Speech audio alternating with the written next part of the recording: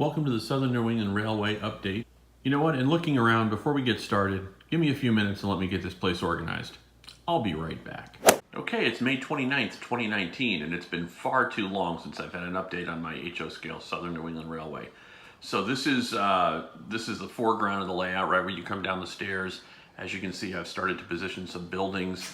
A lot of these, or virtually all of these buildings, actually are leftovers from my old layout.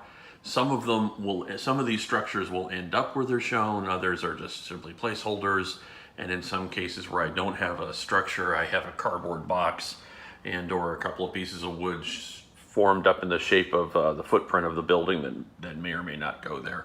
So I've been moving things around and repositioning them and seeing how they look here. But in this area of the layout, all the track work is done, or it's laid at least, and wired and functioning. So this area, the track is running and the trains are running. We go over here and you can see here we have another project coming up, which is the lift bridge or swing bridge or some way to access the interior of the layout. So we'll go ahead and pass through there. We still don't have the track down the middle of the peninsula. We still have to finish both of the peninsulas. There's two peninsulas on the layout, and if you need to, you can take a look at the track plan and you'll see what I'm talking about. But this is the track plan. This is the peninsula on the track plan that's labeled Richford, and this is the town of Richford itself. Will be right here on this peninsula that's yet to be built. Over here we have some other buildings positioned. One of the largest industries in Richford was a feed mill. It was actually on the Canadian Pacific. So this back wall here is a combination of Canadian Pacific, Central Vermont, and staging tracks that represent both ends of both railroads. Since it is fully exposed, it will be scenic in the finished layout. So this yard right here is going to do triple duty, again, as the Central Vermont's east and west end staging yards and the Canadian Pacific through track. So it'll be, it should be interesting. Essentially, when you're looking at the layout, all you'll see is a yard with a group of cars, but you won't actually see, it will be a finished staging yard, so it'll be scenic. So we have the track around here and around in this area here. You can note how dark the room is, or was here. This is the existing room lights until we installed some additional lighting. Magic of television, you can see that that's what the light looks like now. We still need to position, or I should say reposition, some of the lights. They are can lights with LED bulbs in them to help contribute to the finished look of the room.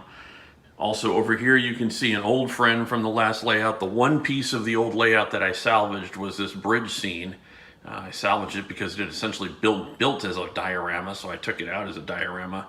I wasn't sure I was going to use it, but it seemed to fit pretty well here.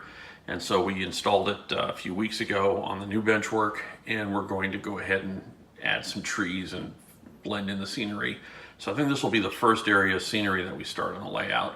Right now I'm experimenting with a couple of different choices for backdrop photos to continue the river into what will be the backdrop.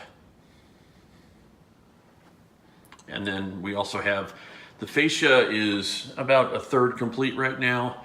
One interesting product I found is available from a company called Rockler, and that is this material here, and it's pre-kerfed or pre-kerfed MDF hardboard, which makes it very easy to get a nice smooth curve in your layout surface. Here's a piece of it, and you can see how quickly and easily it bends to a very tight radius and doesn't snap.